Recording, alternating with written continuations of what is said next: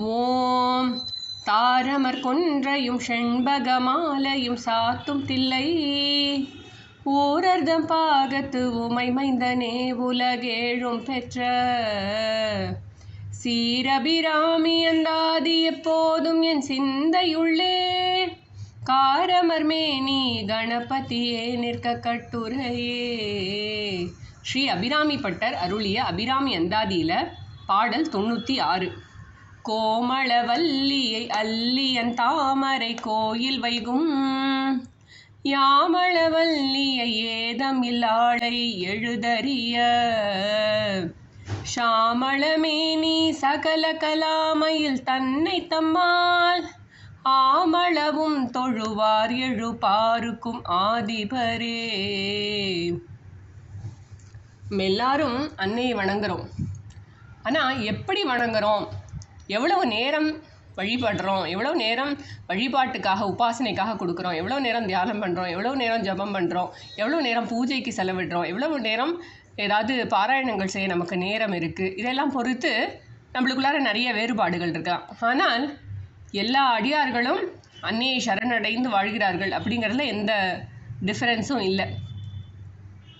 Abirami butter எப்பொழுதும் அன்னையை சரணடைந்தபடி வாழ்கிறார். அவர் மனசில் அம்பாளை தவிர வேறு ஒன்றுமே இல்லை. ஆனால் உலகத்தில் பலருக்கும் அந்த மாதிரி இருக்கக்கூடிய நிலை வாய்க்குமா? அவங்களுக்கு விருப்பப்பட்டாலும் கூட குடும்ப சூழ்நிலைகள், குழந்தைங்களை படிக்க வச்சுட்டு இருப்பாங்க, வேலைக்கு போக வேண்டிய நிர்பந்தத்தில் இருப்பாங்க, நிறைய வேலைகள் அழுந்த அதற்கு நடுவில் ஒரே ஒரு புஷ்பம் போட்டு ஒரு விளக்கு ஏற்றி கொஞ்சோண்டு பண்ணுற உணவை நைவேத்தியம் பண்ணிவிட்டு கிடுகிடுன்னு ஆஃபீஸ் போகிறவங்க இருப்பாங்க. சில பேருக்கு விலாவாரியாக தினம் லலிதா சஹஸ்ரநாமம் அர்ச்சனை பண்ணக்கூடிய ஒரு சூழ்நிலையில் இருப்பாங்க. அம்பாள் இதெல்லாம் எப்படி எடுத்துப்பா அப்படிங்கிறதுக்கு இந்த பாட்டில் பதில் சொல்கிறார் அபிராமி பட்டர். அதாவது அம்பாள் எப்போவுமே நம்மளுடைய தூய்மையான மனதை மட்டும்தான் பார்ப்பாள், நம்மளுடைய அன்பை மட்டும்தான் பார்ப்பாள், வேறு ஒன்றுமே கிடையாது. ஒரு நிமிஷம் மாத்திரம் மனசில் அவளுடைய திருவடிகளை நாம் தியானம் பண்ணி அவளுடைய தலை கிரீடத்திலிருந்து திருவடி வரைக்கும் நம்ம ஒரு நிமிஷம் நினச்சி அவளுடைய திருவடிகளில் மானசீகமாக ஒரு பூவை போட்டால் கூட அதை ரொம்ப சந்தோஷமாக ஏற்றுக்கொள்வாள் அன்னை. அது இதற்கு திரு கீவாஜா அவர்கள் ரொம்ப அழகாக விளக்கம் கொடுக்குறார். ஒரு அம்மாவுக்கு எத்தனையோ குழந்தைகள் இருக்கலாம். ஒரு நல்ல வேலைக்கு போகிற பையன் இருப்பான், ஒருத்தன் காலேஜ் படிச்சுட்டு இருப்பான், அப்புறம் ஒருத்தன் ஸ்கூல் படிச்சுட்டு இருக்கான்னு வச்சுக்கலாம். இப்போ எல்லாருக்கும் அம்மாவுக்கு எதையாவது செய்யணும்னு ஆசையாக இருக்கும். இப்போ வேலைக்கு போகிற பையன் பெருசாக ஏதாவது புடவை வாங்கி தருவான். காலேஜ் படிக்கிற பையன் ஏதோ அவனால் ஆனது ஏதோ ஒரு ஹெல்ப் பண்ணுவான் அம்மாவுக்கு கிச்சனில். அம்மா அவனுக்கு ஏதாவது வேணுமாம்மா, நான் பண்ணுறேம்மா தோசைன்னு வருவான். இன்னொரு பையன் குட்டி ஏதாவது படம் வரைஞ்சி கொடுக்கும். எப்படியாவது தன்னுடைய அன்பை வெளிப்படுத்துங்க. அவனுக்கு ஏதாவது ஒரு சாக்லேட் கிடச்சிருக்கும் ஸ்கூலில், அதை கொண்டு அம்மா கிட்ட கொடுப்பான். அம்மாவுக்கு இதில் பேதம் இருக்கா? அம்மா எங்கேயாவது நினைப்பாளா, எனக்கு புடவை வாங்கி கொடுத்த பையன் உயருது, இவன் குட்டி சாக்லேட் மகாலாக்டோ கொண்டு கொடுத்தான், இவன் முக்கியம் இல்லைன்னு எந்த அன்னையாவது நினைப்பாளா? உலகத்தில் சாமானியமான இந்த மனித அன்னைகளுக்கே இவ்வளவு ஒரு விஷயம் இருக்குன்னா, லோகமாதா, ஜெகன்மாதா அபிராமி அன்னை அவள்கிட்ட எங்கேயாவது வேற்றுமை வருமா? வேற்றுமை உணர்ச்சி வருமா? அம்பாள் நம்மக்கிட்ட பார்க்குறதெல்லாம் நம்மளுடைய ஆர்வம், நம்ம அவ கூட கனெக்ட் பண்ண இருக்கிறதுல இருக்கக்கூடிய விருப்பம், நம்ம அதில் இருக்கக்கூடிய ஸ்ரத்தா பக்தி, நம்மளுடைய தூய மனம், நம்ம எப்படி வாழறோம், யாருக்கும் கெடுதல் நினைக்காம நம்மாலான உதவிகளை பிறருக்கு செய்து கொண்டு எல்லார்கிட்டையும் அன்பாக பரஸ்பரமாக கடுமையான வார்த்தைகளை பேசாமல் வாழறதே பூஜை. அதை தான் அம்பாள் பாப்பா. ஆகையினால இதில் நம்மளுக்கு எந்த விதமான ஒரு டவுட்டும் வேண்டாம். இங்கே இந்த மாதிரியான அடியார்களுக்கு அம்பாள் என்ன பண்ணுவா அப்படிங்கிறத சொல்ல வரதுக்கு முன்னாடி அம்பாளை பற்றி பாடுறார். முதல்ல கோமளவல்லியை. கோமளம்னா அம்பாள் எப்படி இருக்கா? ரொம்ப மென்மையாக இருக்கா, கொடி போல இருக்கா, வளைஞ்சு கொடுக்குற கொடி போல அவளுடைய மென்மையான கொடி போன்றவளாக இருக்கா. கோமளம்னா மென்மைன்னு அர்த்தம், வள்ளினா கொடின்னு அர்த்தம். மென்மையான கொடி போன்ற மேனியுடையவளாக இருக்கா. அடுத்தது என்ன சொல்கிறார்? அவள் எங்கே எழுந்தருளி இருக்கா? அல்லியம் தாமரை கோயில் வைகும். அல்லியம் தாமரைனா அவள் எங்கே இருக்கான்னா பத்மாசனாவாக இருக்கா. அம்பாள் பத்மாசனத்தில் வீற்றிருக்கிறாள். தாமரை மலர் மிகவும் மென்மையானது இல்லையா? இனி மலர் மென்மையானது. தாமரை மலரில் வீற்றிருக்கிறாள் அம்பாள். அந்த தாமரை மலரனுடைய வெளி இதழ்கள்லாம் கொஞ்சம் திக்காக இருக்கும், ஆனால் உள்ளே போக போக ரொம்ப மென்மையாக இருக்கும். அம்பாள் வந்து அந்த நடு மென்மையான இதழ்களுடைய அந்த உள்பகுதியில் வீற்றிருக்கிறாள். அல்லியம் தாமரைனா அக இதழ்னு அர்த்தம். புற இதழில் வெளியில் இருக்கக்கூடிய இதழ்களில் உள்ளே இருக்கக்கூடிய இதழ்களின் மேலே அம்பாள் வீற்றிருக்கிறாள். அதனை தன்னுடைய ஆலயமாக கொண்டு எழுந்தருளி இருக்கிறாள். கோயில் வைகும் அப்படின்னா அதற்கு நடுவில் அவள் வீற்றிருக்கிறாள் அப்படின்னு அர்த்தம். யாமள வல்லியை, யாமளா தந்திரம் அப்படிங்கிறது தேவியினுடைய புகழை சொல்லுகின்ற ஆகம நூல். யாமளா தந்திரம் அப்படிங்கிறது இந்த சாஸ்திரம். அந்த யாமளா தந்திரத்தினால புகழக்கூடிய வள்ளி கொடி போன்றவளை, அந்த யாமளா ஆகமம் அப்படின்னு சொல்லக்கூடிய அந்த புகழால் படர்ந்திருக்கக்கூடிய கொடி போன்ற அம்பாள். வள்ளினா கொடின்னு அர்த்தம். யாமள வள்ளியை, யாமளா தந்திரம் அன்னையின் சிறப்பை ஓதுகிறது. அதனை அப்படி ஓதக்கூடிய அந்த அன்னை எப்படி இருக்கா, அவள் வந்து ரொம்ப மென்மையான கொடி போன்று படர்ந்து இருக்கா. அந்த ஆகமத்தில் அப்படியே படர்ந்து இருக்காளாம். எல்லாருக்கும் அந்த யாமளா தந்திரத்தை யாரெல்லாம் ஃபாலோ பண்ணி அவளை துதி பாடுறாங்களோ அவங்களுக்கெல்லாம் பிளெஸ் பண்ணிட்டு அம்பாள் என்ன பண்ணுறா, அவங்களுக்கெல்லாம் பலனை கொடுத்துட்டு கொடி போன்றவளாக இருக்கா. ஏதம் இலாளை, அம்பாள் கிட்ட ஏதாவது குற்றம் குறை இருக்கா? எதுவும் எந்த விதமான அப்பழுக்கற்ற வழியிலேயே அம்பாள் வந்து நித்திய சுத்தா இல்லையா, வந்து அம்பாள் எப்பவும் தூய்மையானவளாக இருக்கிறாள். ஏதம்னா குற்றம், குற்றமே சொல்ல முடியாதவளை, எல்லாருக்கும் அன்னையாக விளங்குபவளை, எல்லாருக்கும் பார்த்து பார்த்து பண்ணிட்டு இருக்கா. எல்லாருக்கும் நம்ம பண்ணக்கூடிய செயல்களின் பலனை தரக்கூடிய கர்ம பல தாத்தா. இவங்க வேண்டப்பட்டவங்க இவங்க வேண்டாதவங்கன்னு எதுவும் கிடையாது அவளுக்கு. எல்லோருக்கும் அன்னையாக விளங்குகிறாள். இதை பற்றி நிறைய நாம சொல்லலாம். அவ்வியாஜ கருணாமூர்த்தி, அம்பாளுடைய கம்பேஷன் எப்படி இருக்குது, அம்பாளுடைய கருணை எப்படிப்பட்டது, தூய்மையானது, எந்த விதமான எதிர்பார்ப்பும் அற்றது. இப்படிப்பட்ட எக்ஸ்பெக்டேஷன்லெஸ் அன்பு. இவங்களுக்கு அருள் புரியணும்னா பண்ணிடுவா. இன்னும் அதை பற்றி அவங்க என்ன எனக்கு இல்லை சகசிரநாமத்துக்கு பதிலாக இல்லை இது 108 தானே சொன்னான்லாம் நினைக்க மாட்டான். ஏதம் இலாளை, எவ்விதமான அப்பழுக்கற்ற நித்தியமாக தூய்மையாக இருக்கக்கூடியவளை. தூய்மையே அவளது குணம். ஒரு வார்த்தை சொல்லணும், தூய்மை. எழுதறிய ஷாமள மேனி சகல கலாமையில். எழுதறிய அப்படின்னா ஓவியர்களால் வரையக்கூட முடியாதாம்.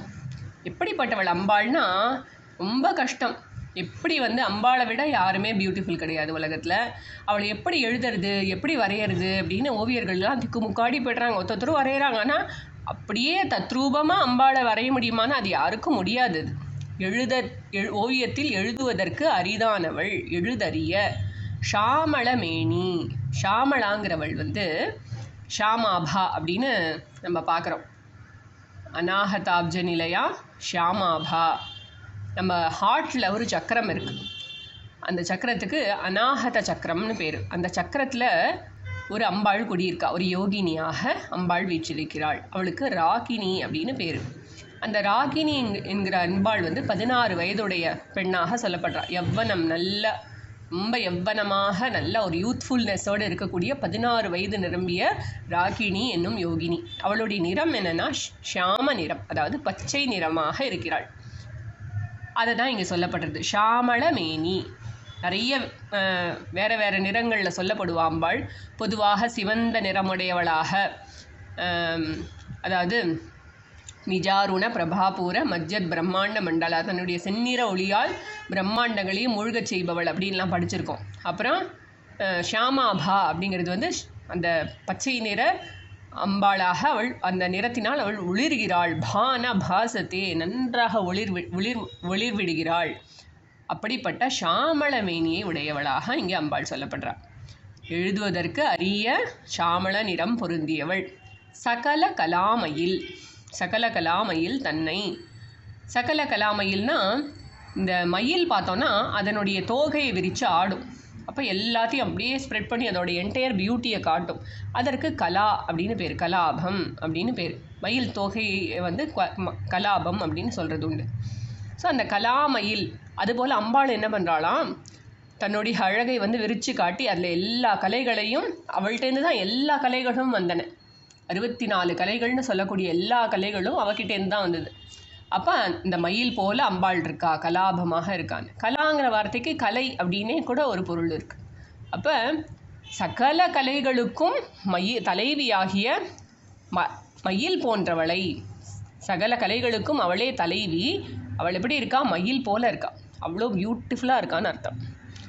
அப்படிப்பட்டவளை தன்னை, அதாவது இது வரைக்கும் என்ன சொன்னார்? கோமளவல்லியை, மெல்லிய கொடி போன்ற அன்னை, மென்மையானவள், கோமலாங்கி, கோமலாகாரா அப்படின்னா நாமங்கள் இருக்கு. அப்புறம் அல்லியன் தாமரை, எங்கே வீற்றிருக்கிறா? தாமரைக்கு நடுவில் அதனுடைய இதழில் வீற்றிருக்கா. அப்புறம் யாமலவள்ளி, யாமலா தந்திரத்தினால் புகழப்படக்கூடியவள், கொடி போன்றவள். அப்புறம் ஏதமிலாளை, ஒரு குற்றமும் சொல்ல முடியாதவளை.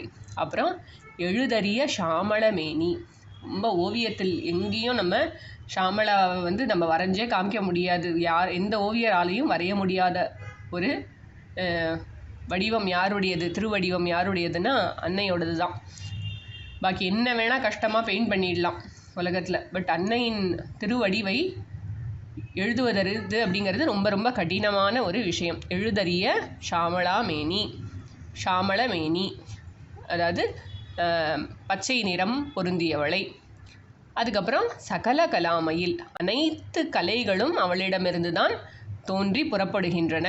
அந்த அளவுக்கு மயில் எப்படி தன்னுடைய கலாபத்தை விரிக்குமோ அந்த மாதிரி அன்னை என்ன பண்ணியிருக்கா, அவகிட்டேருந்து அப்படியே எல்லா கலைகளையும் உலகத்திற்கு செலுத்தி இருக்கிறாள். எல்லாத்தையும் அப்படியே அவகிட்டேருந்து தான் எல்லாம் கிளம்பி இருக்கு. அனைத்து கலைகளுக்கும் ஆதாரம் யாருன்னு கேட்டால் அம்பாள் தான்.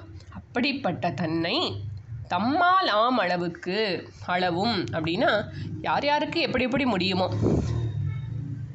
பத்திரம் புஷ்பம் ஃபலம் தோயம் யோமே பக்தியா பிரயச்சதி, அங்கே பக்தி மட்டும்தான் பிராதானியம். அது ஒரு சின்ன பழமாக இருக்கலாம், ஒரு சின்ன ஒரு 2 இலையாக இருக்கலாம், யாருக்கு என்ன முடியுமோ தன்னை தம்மால் அளவுக்கு, அதாவது யாருக்கு என்ன பெஸ்ட்டாக முடியுமோ. ஆனால் இதில் என்னென்னா நம்மளால் அதுக்காக அவள் அப்படி தான் சொல்லியிருக்கேன், ஏன்னா ஒரே ஒரு பழம் வச்சா போதும் அப்படின்னு நினச்சிக்கக்கூடாது. இல்லை ஒரு ரெடிமேடாக ஒரு நட்ஸ் ஏதாவது வாங்கி வச்சு இது மட்டும்தான் என்னால் பண்ண முடியும் அப்படின்னு சொல்லக்கூடாது. நம்மளால் என்ன அன்போடு நம்ம அம்பாளோட கனெக்ட் பண்ணிகிட்டே இருக்கணும் நம்ம மனசால். அன்னை அவள் நமக்கு எத்தனையோ பிறவிகள்லையும் அவள் தான் நம்மளுக்கு அம்மாவாக இருந்து நம்மளை கடை தேற்றி விட்டு இப்போ மனித பிறவியை கொடுத்துருக்கா. இங்கேயும் அவள் தான் நம்மளுக்கு முழுக்க ஆதாரம். வேற ஒரு மனிதரை, ஒரு உறவை, ஒரு பதவியை, ஒரு படிப்பை, ஒரு யாரையும் உலகத்தில் நம்ம சார்ந்து வாழ முடியாது. எல்லார்கிட்டையும் அன்பாக இருக்கலாமே தவிர நமக்கு ஒரே ஆதாரம், ஒரே விழுத்துணை யாருன்னா அவள் தான். அவள் கூட கனெக்ட் பண்ணிகிட்டே இருக்கணும். அவள் தான் நம்மளுக்கு சோர்ஸ். அதில் நம்ம கம்மியே பண்ணிடக்கூடாது. தம்மால் அளவும் இயல்வது கரவேல், நம்மளால் என்ன முடியுமோ அது. ஆனால் அதே சமயம் அதனை இவ்வளோ போதும் அப்படின்னு நினச்சிடக்கூடாது. நம்மளால் எவ்வளவு முடியுமோ அவ்வளவு.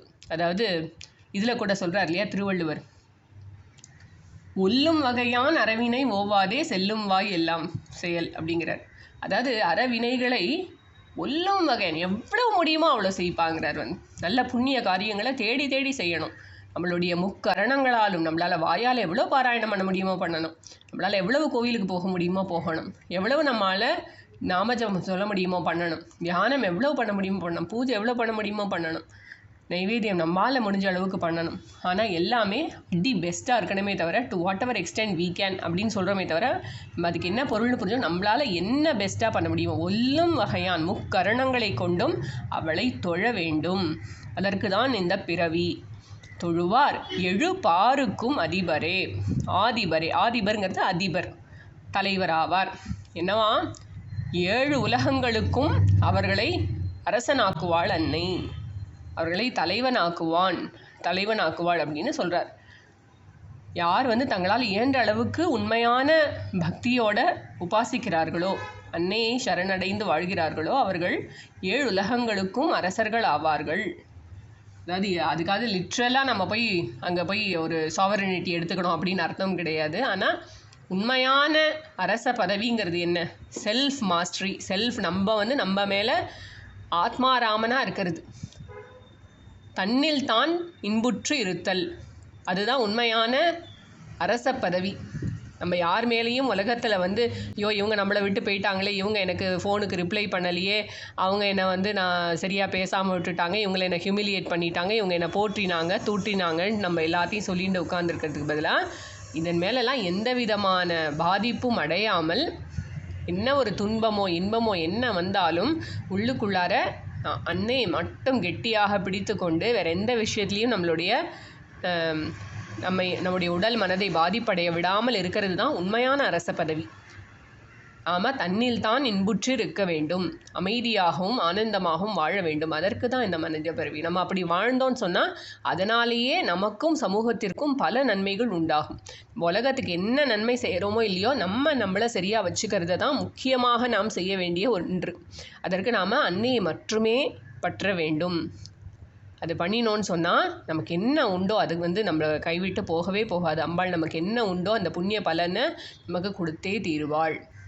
அது ஆனால் நம்ம மனசு அதில் வைக்கணுங்கிற அவசியம் கிடையாது. நம்ம எப்பவும் அமைதியாக ஆனந்தமாக தர்மத்தை பின்பற்றி கொண்டு அனைவருக்கும் நம்மால் ஆன உதவிகளை செய்து கொண்டு இறைவனை மட்டுமே பற்றி வாழ்ந்தால் நமக்கு கோடி நன்மை, நமக்கும் கோடி நன்மை, உலகத்திற்கும் கோடி நன்மை.